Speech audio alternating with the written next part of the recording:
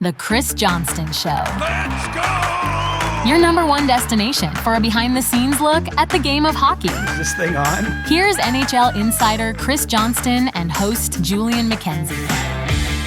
CJ, we got to talk about player safety. There's so much we need to get into that has transpired over the last couple of days. You've all seen it by now. Auston Matthews' season is over after a pretty unfortunate knee-on-knee on the part of Radko Gudas, a brutal hit. He gets suspended for 5 games. Some people don't feel that's enough. I think I'm in that camp too, CJ. And it's one thing for these injuries to pass and for people to just kind of deliver their opinions online like you and I. It's a whole other thing when Auston Matthews' agent, Judd Moldaver, goes out of his way to put out a statement. And the last line I'll read from it: the players' safety department should be suspended. Connor McDavid even spoke about player safety over the weekend. One particular quote going around: if every time there is a suspension, everybody complains about it, well, why don't we take a look at the process and figure out if there's a better way to make sure that both parties are happy? Because it seems like there's a lot of frustration. The broad question to start off our podcast today: should there be changes with the NHL's Department of Player Safety? Yes. I mean, there's no way around that. I don't know but the department has to change. I think the process could use some refreshing, and, I'm sure the average person listening to this hasn't delved into the weeds of, how suspension hearings go, like how things happen behind the scenes between when a player throws a hit like the one Radko Gudas did on Thursday night and, Friday night, 26 hours later, he's getting announced he's got a 5-game suspension. There's a whole process that plays out. And I think that's where, when Connor McDavid was referencing, and he had a couple quotes where he talked about it from the player side being frustrated. I think there's a lot of frustration with that. Now, I should mention right off the hop, nothing changes here without the NHL and the NHLPA agreeing to it. Discipline on ice and off ice is collectively bargained. So it's encoded in the CBA. But I think right now, the way it works, the frustration is frankly on both sides. Part of it is the NHLPA represents in a case like the Matthews and Gudas hit. It represents both Gudas and Matthews, right? Both players are part of the union, and so there's just an inherent kind of conflict in that, conflict of interest. I know trade unions, for example, do the same thing in the workplace. If there's incidents, they represent both someone bringing a complaint and the person who the complaint's brought against. But, given the nature of hockey and some of these incidents, how violent they are, how much emotion is attached to it, I think that's a challenge. And, right now, the player safety department is hired by the NHL. So the NHL chooses who works there for how long, monitors whether you're doing a good job or not. There's really no third party involvement in the process. There's no feeling, I don't think, on the players' end that they're getting true justice, that whether they're the victim of a hit or they threw a dangerous check, that the process just feels off to them. So, I don't know where this goes. But it's pretty notable, first of all, to have an agent, and we should mention Judd Moldaver represents Connor McDavid as well as Auston Matthews and other players. So obviously this is a conversation, that I would assume that they're having. But I'm curious if the groundswell continues. I can tell you, I got the statement from Judd on Friday night after the announcement came down. I put it out, and a few different NHL players actually liked my tweet. I don't know. I'm not going to say a like as an implied support, but it could be. I thought that was interesting. So obviously, I think those words did touch a nerve with at least some players out there. I don't know what the next step of this is, but it feels like a moment that could start, the ball rolling towards some kind of change. And I don't get the sense either Connor McDavid or even Judd Moldaver is saying, fire absolutely everybody, start over, everything's broken. I don't think I don't think that's what's happening here. I think it's a little bit more granular in the weeds, but, basically the players feel like they're not getting a fair shake in these kind of situations, that it's kind of someone in an office deciding, what the punishments are. And obviously, this isn't new, but I think people have found some inconsistencies over the years. Not been sure why, this is 2 games and this is 3 games. And look, I think that the player safety department actually has gone, if you look over the last 10 or 12 years, to great lengths to try to, it's way more open than when I first started my career, I guess is what I'm saying. Mm-hmm. Obviously the videos, if you watch them, they can help you. It gives you at least a general understanding into what they're looking for, what they identify as the main issues in a hit. Because let's face it, most of us, when we see a hit, sometimes you get a gut feeling about it. And I actually think you should trust your gut feeling. But also there has to be some kind of process behind the thing. I think, with Gudas, why this one touched the nerve is because he's got a pretty lengthy history, right? He had 4 suspensions totaling 21 games before this. So now he's up to 5 totaling 26 games. Sometimes these plays, Julian, are bang, bang. And I think, those still result in suspensions, but it's hard to know, did the person throwing the hit even, like, what were they thinking is hard to judge sometimes when it's a really quick play and they catch someone with a high hit to the head or if it was a kneeing incident. What separates this one is Gudas is out of position in the corner. When the pass comes to Matthews in the slot, he skates right at Matthews, looking at him the whole time, extends and drives his knee through his knee. And so it's a combination of who the player throwing the hit is, someone who's injured a lot of opponents and has been suspended multiple times for doing so. Who received the hit. Obviously, you have a former Hart Trophy winner in Auston Matthews, the Leafs captain, their best player. And it just feels like if you're ever going to throw the book at someone, these would be the circumstances where that happens. And I'm with you. I don't think 5 games represents that here. But it's brutal, man. Yeah. Like, I'm looking back at it now. It's like, you detailed it perfectly. Just basically just running at that knee. Also, but he sees him, right? Is the difference? He sees him. Oh yeah. Like, it's not a case where, like he just turned around and then he hit him quickly, right. Like it He's feels veering towards him. And look, the game is still incredibly fast, but by comparison to most decisions made on the ice, he had time to make a different decision. And it just looks to me like I've watched this so many times in the really slow motion. Like, actually the league's video did a good job of this. Mm-hmm. Like, it isn't a case where, to me anyway, where he's beat and at the last second he throws a knee out almost just like instinctively. Like, it feels like anyway, I mean, it's no, you can keep going. We can dissect this because this is bad. This is like, and this should be an open shut case for beyond 5 games. You don't want. And look at it. It's funny. I actually spoke to Radko Gudas that morning before that game. And so I'm not really coming at him personally necessarily, but it's more like you don't want players who do what Radko Gudas do, taking out players who do what Auston Matthews do for the league. In this case, like if the Leafs made the playoffs, and I realize that's not happening this year, Matthews would not be available for the first round. Maybe not the second round. Like, it all depends. We still don't know the exact details in nature. He has a grade 3 MCL tear, but whether or not surgery is needed isn't known yet. But that's a 2 to 3 month injury probably, depending on what decisions get made from here. And there's a month left in the regular season. So like, this is bad as is. He's missing 16 and a half games at the end of the season, but he'd also be missing playoff games if this was any previous year since he's joined the Leafs. So it's even worse in effect. And so I just think from a high level, you don't want players that do what Gudas do in the game, do what they did to Matthews, and have it be so clear and obvious, and also have a track record and then still get a 5-game suspension. It's only the 3rd longest suspension of the guy's own career. I don't see how that changes the pattern of behavior. So, I think that's kind of, to me, in a nutshell, where it all is. And of course, we can get into this. And then the Leafs did nothing on the ice also, which was another whole, like, it's like a subsection of the story. It's like we could break this into chapters, this story.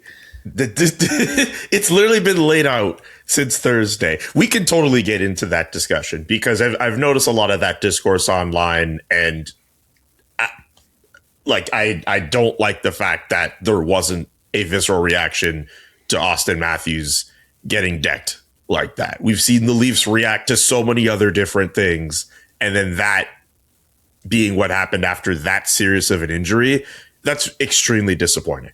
Yeah, and needless to say, people up and down the Leafs organization we're not happy with that. It just, there's no one that's good. There's no one that can defend it, frankly. Like there's no one that's going to come out here. I think, and look at sometimes in hockey and pro sports broadly, like there's these narratives, right? They're kind of like, they become sort of like tropes, and some of them I don't have a lot of time for. I do, this one I actually do, because I do believe this game, it hinges so much on how connected a team is. Like there's a team spirit. Like we obviously get into the numbers.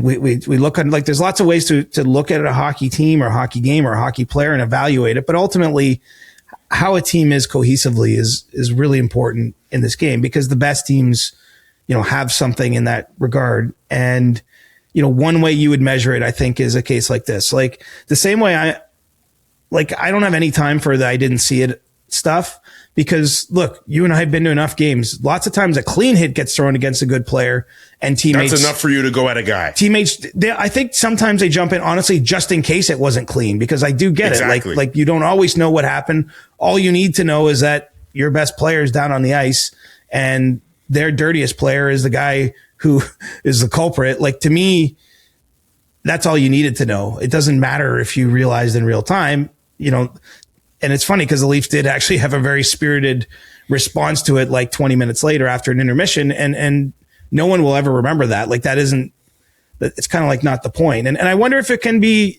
the start of something positive, honestly, because this happened in Buffalo just last year, right? The Tage Thompson hit, from Stefan Nation, and there was no response. There was, there was discussions in the media afterwards about a response. Like they had a meeting about it.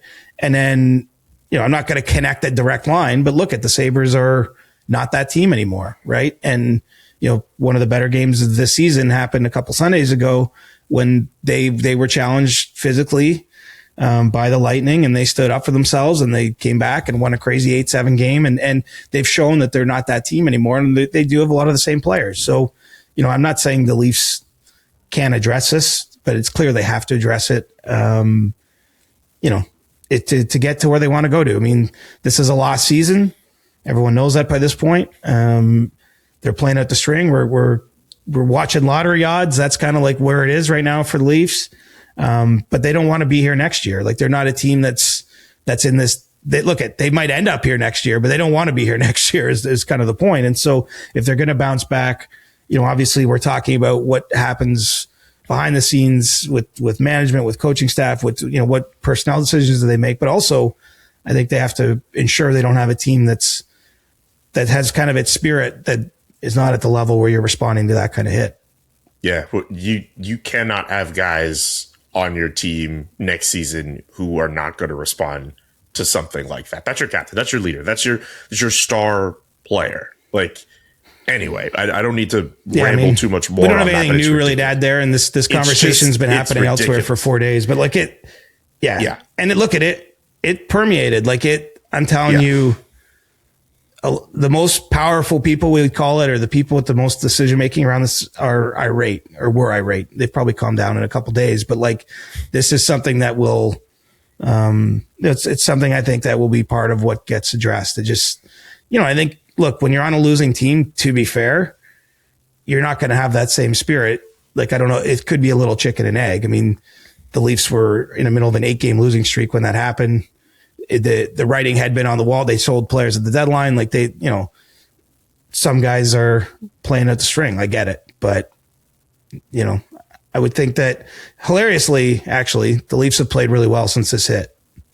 They've taken, they won the game against Anaheim. They lost. Pretty sure Leaf fans all love that. Well, I mean, that's a separate conversation yet again, but they've got a point in Buffalo on Saturday, and then they beat the Minnesota Wild on Sunday. Since this happened, they rallied in the Anaheim game. They've taken 5 of 6 points since it happened, and they're down Matthews, right? And I'm not blaming that on Matthews. I think really more what I'm saying is they got to another emotional level through all this, and they're more engaged and they're playing more like the team they are. I don't think they should be a bottom 5 team if you look at their roster, even with injuries and challenges. But, it almost had seemed like there was some quit there, and now they're playing free. So if you're counting lottery balls, it might not be good for you in the Toronto area. I want to bring the convo back to player safety and also think about the GM meetings that are this week, with the discussion and the discourse being as vibrant as it has been with player safety. How much of a hot button issue is it going to be this week for GMs? It remains to be seen. Having been around those meetings pretty much every year for the last 15, 20 years, sometimes an external thing that's happening because games keep getting played does drive what happens. I mean, this is going way, way back, but one of the really bad hits back in the era when the league was wrestling with sort of head hits and what became Rule 49 way back then. But I remember there was one really bad hit in a game literally the night before the meeting start. And it almost just like changes everything because that becomes the focus and you've got everyone there. You've got the GMs there. Obviously you have the league personnel. This is not a story the league, I could say confidently, this is not a story the league wants anything to do with. And so I would expect them to be dismissive of it publicly to some degree. And I'm sure, as we've seen in the past, Gary Bettman or whoever, Bill Daly, whoever is asked officially from the league about player safety, I would expect them to defend the department. I mean, that's what they've done. They don't want this to be an open conversation. I think if they feel that anything needs to be changed, they want to have as much of that conversation privately and then come to the public with a solution or a change or a suggestion rather than, have the best players in the league, speaking out about it, having media members stirring it on. So it's a long way of saying, I imagine it'll be discussed to some degree amongst the media. I don't think it's an official, agenda item for the GMs themselves, but if everyone's in Florida together for 3 days, there's lots of time to have conversations. And, there's probably some GMs that feel the same way. I mean, you remember 5 years ago or so, the Rangers put out a pretty pointed statement after Tom Wilson didn't get a suspension following an on-ice melee with them, and they questioned player safety. They actually were fined $250,000 by the league for doing that. But the point is that only happens at a point where there's a lot of frustration in that organization to get to that moment. There's got to be some GMs out there who agree with the players. And there's probably some that are like, no, this is working fine. What are you talking about? We don't want long suspensions, right? Because there's two sides to that argument. So it's definitely going to be discussed. But I would, if I'm guessing, if I have my Gary meter, just having been around the commissioner a long time, I'm guessing he's going to try to shut down any questions about that in about 2 seconds and not breathe more oxygen into the story. But players are speaking in front of microphones every day around this league. Who knows? There might be like I have no idea, but when Connor McDavid says what he said, like that gets my attention. How surprised were you? And I get that we already made the connection with Connor McDavid being a client of Jed Moldaver, but how surprised were you to see that Connor McDavid stepped up and said something? I was surprised because if I watched the scrum in Edmonton, it was Jim Matheson, Hockey Hall of Fame reporter, who asked a question to him, but you could tell it was a game day scrum, normal questions about the status of the team and blah, blah, blah, blah, getting ready for the game, big game. Don't get me wrong. But then he just kind of threw it in at the end. And so it was evident by the way the question was asked and the way Connor answered that Connor's been thinking about it. And, he's been more willing, to be fair, to use his voice, I'd say, in the last couple of years. He's come out with opinions on things and, you could tell he's thought about it. Like, that's the point. He didn't offer. That's the only thing. If I was in the scrum, I would have been like, what would you suggest? Because he mentioned the process, and I'd be curious to know, what specifically the process he thinks needs changed. But remember, it was only a little more than a year ago Connor McDavid himself got suspended, so he's been through this process on the side of someone who committed an act. He cross-checked Connor Garland at the end of a game against Vancouver last January. You might recall, like, it came at a period of time where McDavid was like the 50th most penalized player. Like, basically he was getting no calls on the ice, and it appears that he boiled over and felt like he had to take matters into his own hands and ultimately got that 3-game suspension. But I would love to, I'd love to get into it with him even more, because I think it was clear to me he's got a lot of opinions about it, and obviously he's comfortable sharing them. And look, nothing changes unless people talk about it. And I think that we should be open to change in anything. I agree with his underlying point. Like, how many times have we been on our pod, right? And there's been a big hit or a questionable play the night before. And, we play that game, like, what's it going to be? And like, a lot of times we end up saying, like, I have no idea. And it really, honestly, I should say this too. George Parros has had this job for almost 9 years, running the player safety department. That tells me the league is happy with what he's doing. And, while he's the senior vice president of player safety, he's got bosses like anybody else. And, the point I'm kind of getting at here is that if the league wanted them to come down heavier on players and have more suspensions, I think that they tell them to do that. And so effectively, I remember when Brendan Shanahan ran that department, and all of a sudden the suspensions started ramping up, including what I believe was a similar knee hit by Matt Cook. I believe that was maybe just after Shanahan left, but it was kind of in that era where he had really ramped up punishments. Obviously, Matt Cook was someone who was on a first-name basis with player safety. He'd had many conversations and run-ins with them, but he got 7 playoff games, which are valued, generally speaking, in people's minds at times too. So he got like a 14-game suspension for kneeing back in that era. And there was another number of other significant suspensions. Brendan Shanahan leaves.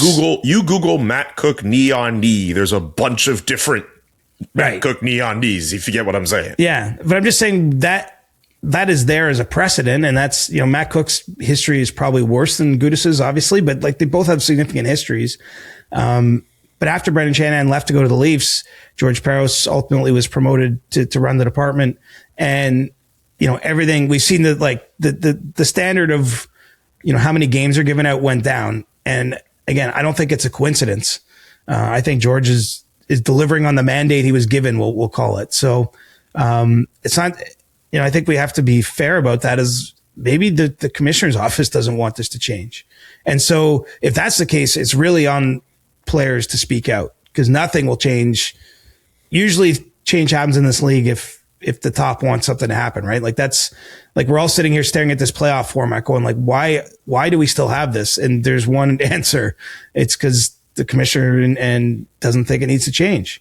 And every time we ask him about it, he says he doesn't need it changed. Yeah. But here's the thing. I know for a fact, I've talked to multiple people who own NHL teams who want it changed.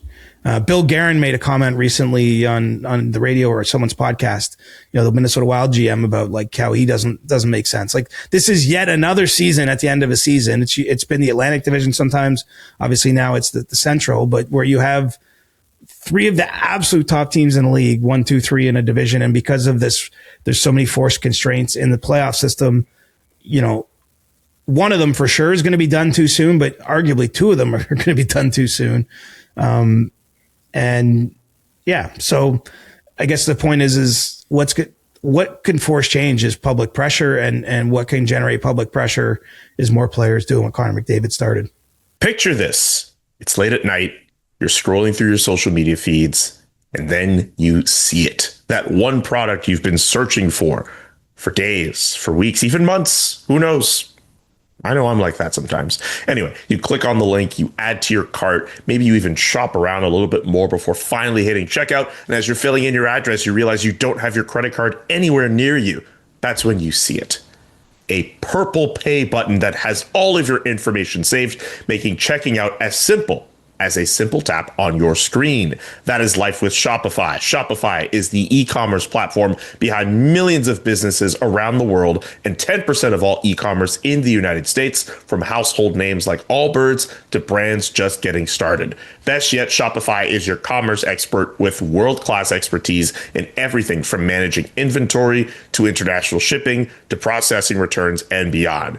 Because Shopify is not just for people and consumers like myself who just want to look for shoes at all hours of the morning. If you want to sell those shoes, you are able to do that too with Shopify. And what if you get stuck? Shopify is always around to share advice with their award-winning 24/7 customer support.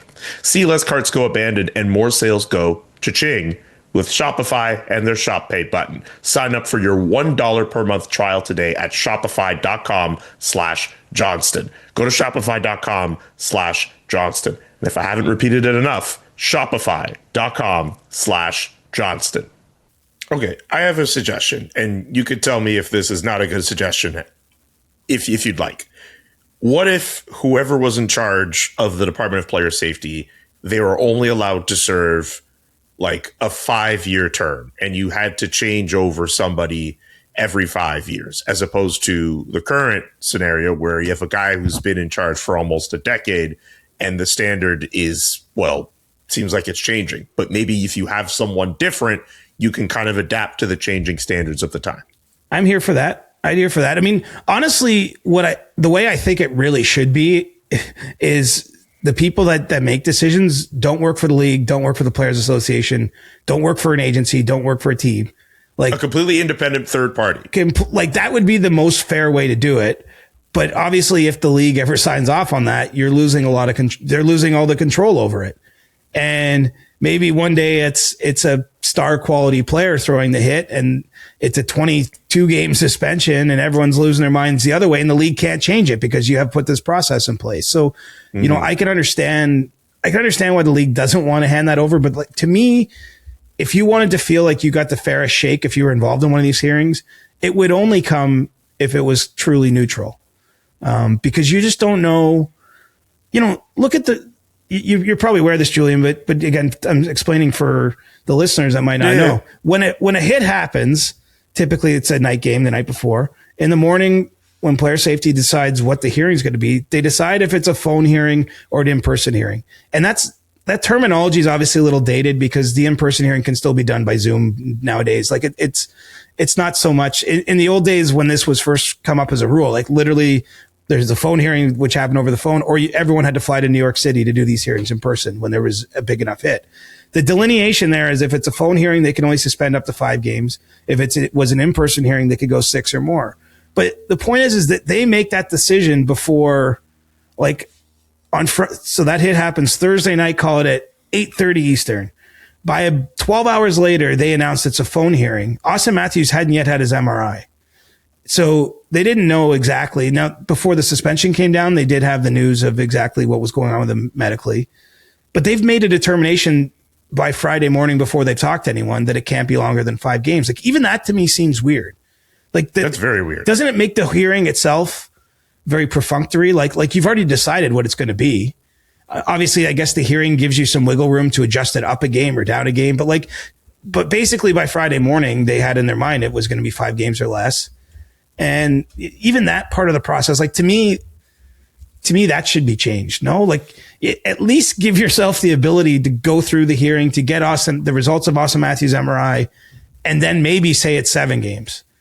You know, and I don't even know. Look, I don't know if it was 7 games. Do we get the Moldaver statement? I'm not sure. I didn't ask him, but like, you know, that's a hypothetical. But like, yeah. Anyway, so the process I think needs refreshing, and you're right. I wouldn't mind seeing new blood in that job, for lack of a better term, because I think it's a really hard job. I really do. I know some out there don't. The grind of it is this. Look at every NHL schedule every day. And there are games, you know, if you're literally following every game, there are games a lot, right? Yes. And so if you're in charge of the player safety department, it's not that George Peros is watching every game, but someone is watching every game from that department and flagging incidents, and you're making judgment calls on them over and over and over and over and over and over and over again. And I just think at a certain point, you know, you might get a little dulled to things, or you might not. Like, I think that's where you're right. Like, getting some fresh ideas in there, a fresh look at, hey, like, is this really what's happening? You know, probably could be a healthy thing that happens, but, you know, I don't know if anything's going to change. I mean, that's a funny part of this. Like, we're kind of right in this moment where, okay, there's a hit that's like drawing reaction. Now you've got a player who wasn't even involved in it weighing in and saying, hey, we got to change the process. I don't even know what's Monday, Tuesday, Wednesday going to bring. Like, we might have other players asked in other markets who speak up on this, and you know, that could be something that forces change, obviously. Yeah, being already as we're talking, I just came across a tweet from Alan Walsh, our teammate here at the SDPN. George Peros and his group have brought us to this point. We need to start over with a new process, new people, and clearly delineated guidelines. The word delineated, coming up a lot on this pod today. No one knows whether a hit, I agree with him on this point. No one knows whether a hit is a 2-game suspension or minor penalty. The fans, media are fed up, and players' brains are not being protected. On another show I used to do, I would joke around about how the Department of Player Safety has this giant wheel in the back of their office that they would spin to determine how much justice should be doled out for these hits when they happen. And it just still feels like that. It still feels like that. So unless they find a way to lay out a proper system so that way we can identify what type of hit is worth what type of suspension, it feels like we're not going to get anywhere. And unfortunately, to hear you say, and I understand why you're saying this, like there's a world where nothing really changes, it's pretty depressing. But I'm also excited at the fact that like players and people like Alan around the league are using their platforms to say, hey, something needs to change. Like, because something does need to change. Right. And so I guess the question is, do they push hard enough? Do they get heard in a way that actually forces action? That's the question. Because we move on quickly, right? Like there's more games today. Something else could happen and we're onto that storyline. And you know, it's an unfortunate reality, but it's the truth. Like attention spans are short. It's hard to sometimes build the kind of support you need. I mean, really, Connor McDavid, and I'm not saying he hasn't done this, but they should be calling the Players Association like that. Mm-hmm. By definition, the PA represents him and the other 800, 900 players in the league. If enough players are going through the right channels with the PA, I mean, at minimum, the PA then should be raising it with the league and saying, look, a lot of our guys have an issue with this. Like, what are we going to do? So, you know, I do think that's possible. I'm also realistic that I know that we got a show in a couple of days and we might be on to a totally different topic and we might not mention this again for months, weeks, years. Who knows? Yeah, you're absolutely right on that. But hey, maybe things could change. Who knows? I don't know if there's anything else you want to add on that, but I did want to get two quick pensées of yours before we get to Ask CJ. I'm in. First thought, just looking at the scoring list on a Monday morning, Macklin Celebrini in the top 5 at 95 points, 5 away from 100. I just want to pull up this other statistic here. Became the 3rd fastest teenager to record 60 assists in a season behind Sidney Crosby and Wayne Gretzky.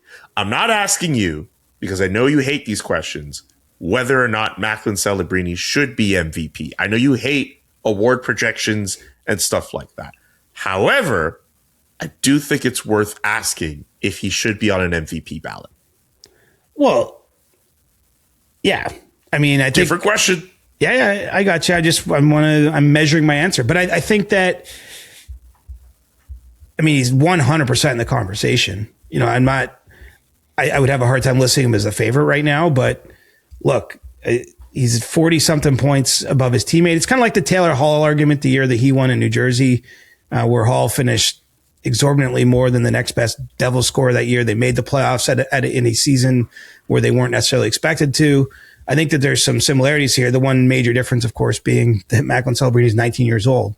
And, you know, I'm not going to say this has come out of nowhere, but he's taken a massive leap from where he was last year. Now, in fairness, in his rookie season, he did have an injury at the start of it. The Sharks were really bad. They're much less bad now, and he's a huge part of that. And so, you know, I have to think that he's going to, you know, we vote for 5 players, each voting member in the pool. Like he's definitely in the top 5, I think, on most ballots at this point. The question will be, can he win it? I'm not going to say he can. I mean, betting against this kid would be a bad bet all year long, right? Like it started off like, can he make Team Canada? It's like, can he play a real role there? Then it's like, can they sit him down? He was playing like 20 minutes a night at the Olympics against the best players in the world in the biggest games Team Canada was playing. So, you know, I wouldn't bet against anything or put restrictor plates on him in any way. If he has a strong finish, especially if the Sharks get in the playoffs, like there will probably be people that give him the top vote. And I, you know, sitting here right now, I can't question that. You know, the tough thing for him is Connor McDavid's about 20 points ahead of him. And those guys at the top, McKinnon, McDavid, and Kucherov, have shown us they each are capable of going into a video game mode for weeks and even months at a time. And so one of these guys could have just a crazy finish and end up like 35 points ahead of him. And it might be a tougher hill to climb. But I mean, his season's unreal. Like I can tell you from conversations I have with people around the league, like this kid he's the biggest story in the NHL this year. I would argue. Just again, because executives and people that work for other teams that don't work with him every day, like the Sharks do, like they're like, yeah, he's a good player, but I don't think most of them didn't realize that his ceiling was this high this soon. And, I could think of one conversation I had recently. This person was saying like, he's top 3 in the world for me already. The person was saying that surprised, like he just was thinking that he wouldn't have arrived at this point this soon, where he's making that kind of judgment on how good Macklin Celebrini is. So, the sky's the limit. It looks, knock wood, he's got 100 points coming easily. The Sharks are 1 or 2 points back of a playoff spot, but they're right in the mix. And yeah, I think he fits what that award embodies. It's just, I don't know. I'm probably leaning a little more McDavid myself right now.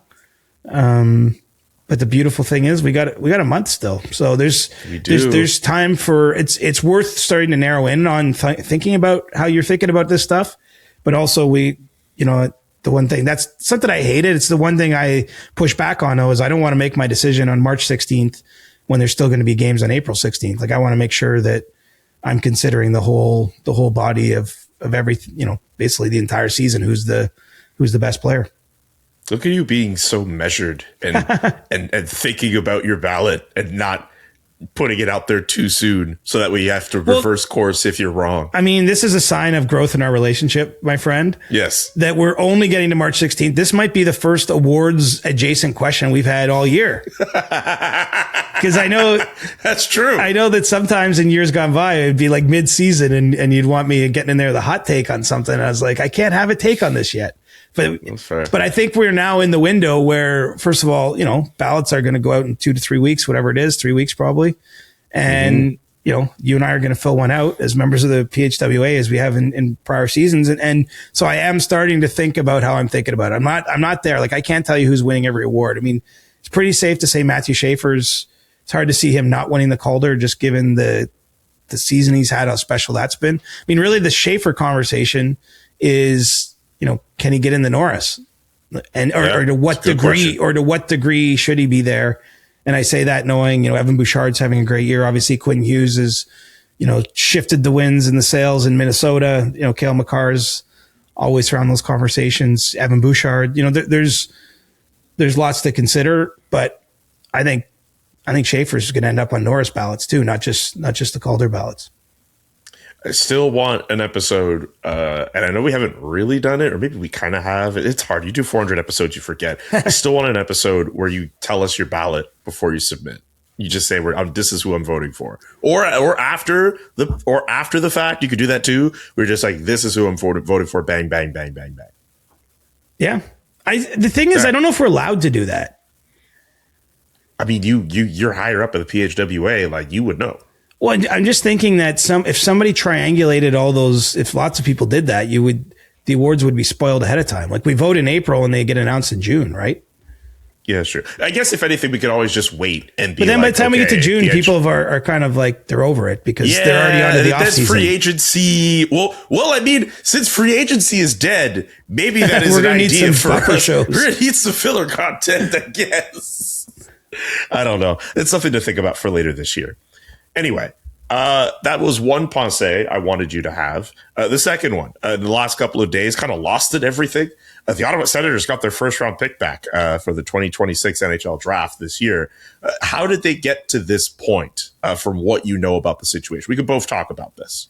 I think ultimately the league did side with Michael Andlauer's contention, and he's put it public before about how the Devils got their pick back years ago in the Ilya Kovalchuk salary cap circumvention case. The same thing happened in that case as this one, in that there was a change in ownership between when the crime was committed and when the price was due to be paid with the first round pick. And what the NHL did then is they gave them the last pick in the first round, wasn't 32nd at the time, might have been 30th.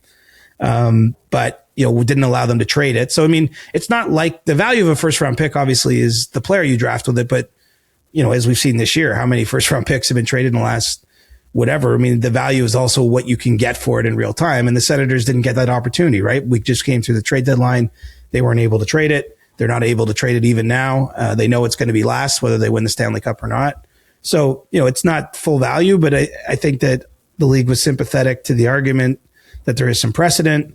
I think they viewed good behavior by the owner. I mean, Michael Andlauer, you were probably there that day, but I remember once he was pretty outspoken about it. It might have been when they first announced the penalty, but he dialed that rhetoric back, and I'm sure if we're talking about the why I inherited this, that might have been like just before I got there. Right. And look, I understand why that would be his view, but the league doesn't want owners out openly questioning the league. Again, it's a conversation they're willing to have in private. I don't think they want it being had through the media. And so Michael stopped doing that. And so I just think that they appreciated the way the Sens comported themselves after that. And ultimately they decided it's the right thing to do. I'm not as fired up about this as some other people, because I do think it's significant that they got a pick. It's not just that it's much lower, and there's a big difference between a top 5 pick and a bottom 25, 32 32nd overall pick. Yeah. In terms of like expected value you get from what player you draft. But, not being able to trade it in a year where obviously the Sens are trying to make the playoffs and they're right on the cusp of doing so, might still do so. That's a penalty still. If they had that pick at this deadline, we don't know. I mean, this is an unanswerable question, but if they just had it as normal, maybe Steve Staios traded that pick for a player that really made a difference to the lineup. And so they did pay a price. It just isn't as steep a price as what was originally levied. Question. Let's say the Senators get the pick back and they pick a player with that pick. There's nothing stopping them from trading the player, right? No. But by that point, it's less of an asset. Because if the Senators were trading their true 2026 pick right now, the team getting that might go like, hey, the Sens might miss the playoffs. Like, this could be the 15th overall pick, but they don't know. But like I'm saying, let's say back at March 6th on deadline day, they were making that trade. I think a team would value that more than once they draft the player, the team you trade that player to has to presumably like the player. So exactly. I guess my point is it's worth a lot more in theory when it could be the 15th or 16th pick than in reality when it's a player drafted 32nd overall. Now, lots of good players have been drafted 32nd overall. So it doesn't, I think if you're Ottawa, this is still a small win. This was certainly not guaranteed. The Sens could draft someone in that spot that in 3 years is making a difference for their team. But they could have also traded the, in theory, pick they lost for something that is helping your team tonight. You know what I mean? And so that, to me, that was the penalty still extracted against them. And so it's not as harsh as it might have been, but it's still, they lost something, especially in a year where they're trying to be a playoff team. By the way, to CJ's point about a team still drafting a quality player at 32nd overall, Shane Pinto was drafted 32nd overall. There you go. In the 2019 NHL and in the 2019 draft. So you can get players at 32nd overall. You just need a pick. It's funny. I'm glad you said 2019 because I wouldn't have known the year. It was 5, 6, 7 years before he was what I call difference making player in the lineup. And that's not criticizing Shane. I think that's just a reality of what you should expect from that position. Now, there's always exceptions. Ryan O'Reilly 1 year was second round pick who played for the Avalanche as a teenager. Like that is Patrice Bergeron, same thing. Second round pick who jumped right in the Bruins lineup and went on to have the career he had. So, but those are the exceptions. Those certainly aren't the rules. All right, let's get to Ask CJ. Thank you to everyone who sent in questions. We always appreciate them to start off our week. Here's a really interesting one from Mystic Muffin. It's a bit of a long one. Fellas, Alan Walsh posted that the salary cap is projected to go to $123 million by the 28-29 season.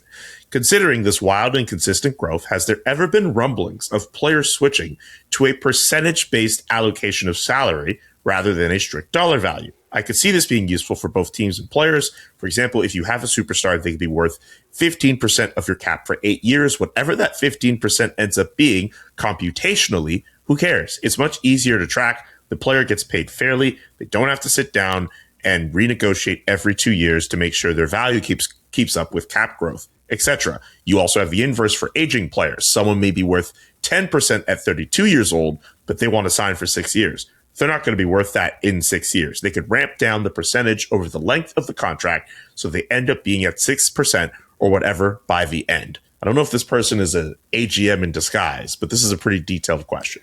It's an interesting question, though. And if the system worked that way, I think it could definitely be like, it's a system. It just doesn't allow for those kind of contracts is the, at the end of the day, at least if they do, I'm sure we would have saw it by now, because a lot of those discussions when teams are negotiating with the player, a lot of those discussions are, hey, player X got 15.8% of the cap. We want 15.8% of the current cap. And that's how its salaries inflate or go up over time.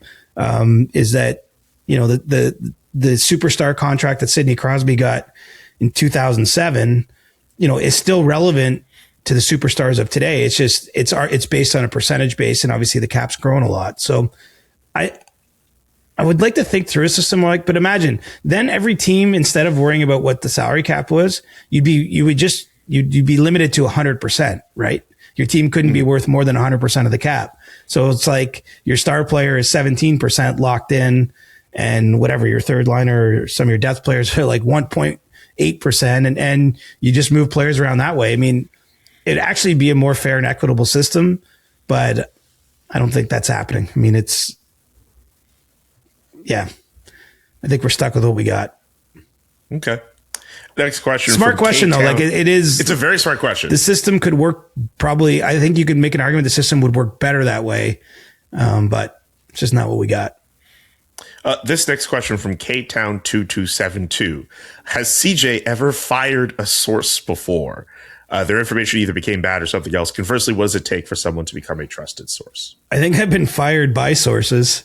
I've become someone that they might want to talk to less. I wouldn't say I've fired a source, but it's certainly, look at all of the relationships have ups and downs.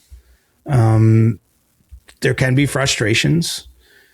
Maybe, yeah. But I mean, I'm pretty deep into my career now, so I would say there's a lot less of that than at the start. Like when you're younger, you're trying to figure out who you can trust, right? And so you have to really, the only way you can do that is to experience things with those people. And it's not to say all my sources are baked in forever. I'm still trying to meet new people and reach out to new people and expand my horizons. But I feel like I have a pretty good sense of how things work now. And I think as you get older, you're less likely to be lied to, if I'm going to be honest, or like lied to is the strict way to put it. I think people try to influence you less because they know like they can't really pull one over your eyes or whatever. So, no, I don't know that I've strictly fired a source, but definitely gone through ups and downs, cold periods where you don't talk for a little while or something happens and maybe you got to deal with it over time. But I actually haven't had anything like that in quite some time. And as I sit here now, I think part of that is just maybe I figured some things out over the years, and the people I'm talking to are also getting older and more experienced on their side and whatever they're doing in the industry. And it's a little more smooth nowadays than it once was. Always appreciate these answers for the capital J journalism questions. always appreciate those answers. Last one for you from Optimal Hunter. Hey, CJ, I have 2 kids named Jeff and Carter. If I wanted to name my third kid after Jeff Carter, my most favoriteest player ever, what should I name him? Love the show, boys. Keep up the great work. So since we last kind of noodled around this, someone who works in the NHL told me they looked up Jeff Carter's name. Like I'm presuming, oh my God, this person like works for a team. So I don't know if they could see one of his old contracts where it might be on, or maybe there's a database. I don't know where they looked it up, but someone looked it up after this. And so this person who I know who works in the hockey industry obviously now knows Jeff Carter's middle name. I still don't. As I've explained, I don't want to ruin Christmas for anybody here. I don't want to, I kind of like just having this as a thing, but that's hilarious that the father of 2 is Jeff Carter. I like that. Carter was a name I liked too when we were picking names. It wasn't you considered Carter. Yeah, like it was on like a shorter list than the long list. I'm not saying it was a finalist. I can't remember exactly, to be honest. I haven't slept in 5 weeks, so some details might be a little fuzzy, but definitely Carter was a name we liked. How is the little? I didn't man even right think now? of Jeff Carter though. Like, imagine we named the boy Jeff Carter, and then for like for the loyal listeners of this pod, I come on like, oh, we have a son Carter. Everyone's like, oh, and everyone look thinks at it's that. related to Jeff Carter. I didn't even, honestly, I will say, like, when you're doing the name thing, you are trying to think of all angles. Like, what am I not seeing? Yeah. But that one I didn't. We would have had another CJ if we did that. That was one thing I liked true. too. But He's doing okay. yeah, Little man's doing he's okay. doing great, man. He's growing like a weed, which is what you want with a newborn. But yeah, he's getting heavy, man. I could see my future here of like lower back issues or whatever. I'm like I'm gonna be big time dadding in the near future. Oh man, don't let him crush your back. Big Money CJ, always appreciate you, man. We'll be back later this week with a brand new episode. Subscribe to the podcast if you haven't done so already. Like the video if you're watching this on YouTube. And we'll be back again later this week with a brand new episode of The CJ Show. Thanks so much for listening. The Chris Johnston Show. Follow Chris on Twitter @ReporterChris and follow Julian @JKA McKenzie. The Chris Johnston Show.